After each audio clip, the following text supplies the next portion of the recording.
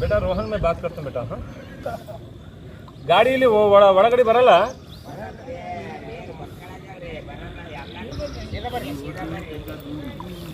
C colony ಜೀವನ ಜ್ಯೋತಿಯಲ್ಲಿ ಇರೋದು ನಾವು ಎಲ್ಲ ಇಷ್ಟು ಜನ ಇದೀವಿ. ನಾವು ಇಲ್ಲಿ ನಮ್ಗೆ ಏನು ವ್ಯವಸ್ಥೆ ಇಲ್ಲ, ಸರ್ಕಾರ ಅನ್ನೋದು ನಮ್ಗೆ ಏನು ಹೆಲ್ಪ್ ಮಾಡ್ತಾ ಇಲ್ಲ.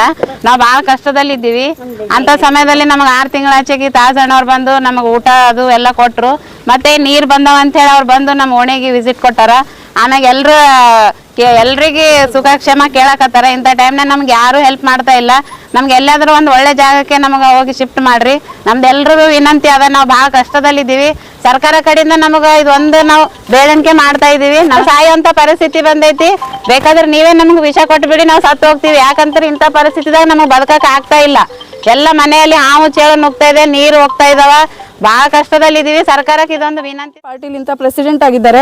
ನಾನು ಅವರಿಗೆ ಎನಿ ಟೈಮ್ ಇನ್ಫಾರ್ಮೇಶನ್ ಮಾಡ್ತೀನಿ ಅಂತ ಅವ್ರು ಬೇಗ ಬಂದು ಇಲ್ಲಿ ನೋಡ್ತಾ ಇದ್ದಾರೆ. ನೀವು ಏನು ಮಾಡ್ತಾ ಇದ್ದೀರಾ ಸರ್ಕಾರ ಅಂತ ಹೇಳಿ ಕೇಳಬೇಕಾದ್ರೆ ಈ ಜನ ಒಂದು 5 ನಿಮಿಷ ಆತಲ್ಲ ನಿಮ್ಮ ತನ್ನ ಡಿಪಾರ್ಟ್ಮೆಂಟಿಗೆ ಬಂದು ಕೇಳಕ್ಕೆ. ಆದರೂ ನಾವು ಇಲ್ಲಿ ಬಂದು ಸಂಭಾಳಿಸ್ತೀವಿ ಅಂತಂದ್ರೆ ಅದೇ ದೊಡ್ಡದು.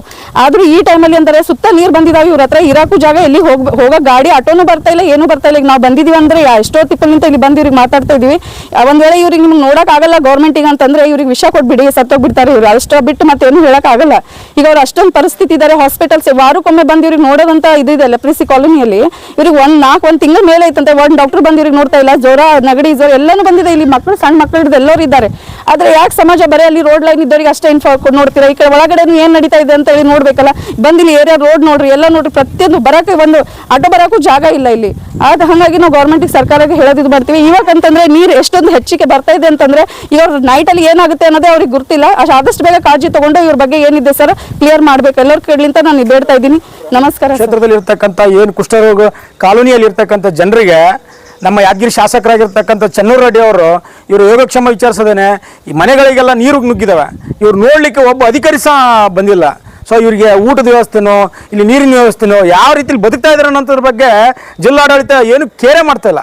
ಇಂಥ ಸಂದರ್ಭದಲ್ಲಿ ನಮ್ಮ ಬಹುಜನ ಸಮಾಜ ಪಾರ್ಟಿ ಆಗಿರ್ತಕ್ಕಂಥ ನಮ್ಮ BSP ಜಿಲ್ಲಾ ಅಧ್ಯಕ್ಷರು ಸಹ ಈ ಕ್ಷೇತ್ರಕ್ಕೆ ಈ ಸ್ಥಳಕ್ಕೆ ಆಗಮಿಸಿ ಕಷ್ಟ ಸುಖಗಳನ್ನು ಇವ್ರದ್ದು ಎಲ್ಲವನ್ನು ಸಹ ನಾವು ವಿಚಾರಿಸ್ಕೊಂಡಿದ್ದೀವಿ. ಇವರು ನೋವು ನಲಿವುಗಳ ಜೊತೆಗೆ ಇವ್ರ ಜೊತೆ ಮನದಾಳದ ಜೊತೆಗೆ ಮಾತಾಡಿಕೊಂಡು ಇವತ್ತು ಅವ್ರ ಕಷ್ಟ ಸುಖಗಳನ್ನು ವಿಚಾರಿಸಿ ಇವತ್ತು ಏನು ಯಾದಗಿರಿ ಜಿಲ್ಲಾಡಳಿತಕ್ಕೆ ನಾವು ಮನೆಯನ್ನು ಮಾಡ್ತಾ ಇದ್ದೀವಿ. ಇವ್ರು ಬಂದು ಇವರು ಸುರಕ್ಷಿತವಾದಂಥ ಸ್ಥಳಕ್ಕೆ ಇವ್ರನ್ನ ರವಾನೆ ಮಾಡಬೇಕಂತೇಳಿ ತಮ್ಮಲ್ಲಿ ವಿನಂತಿಸ್ಕೊಳ್ತೀನಿ.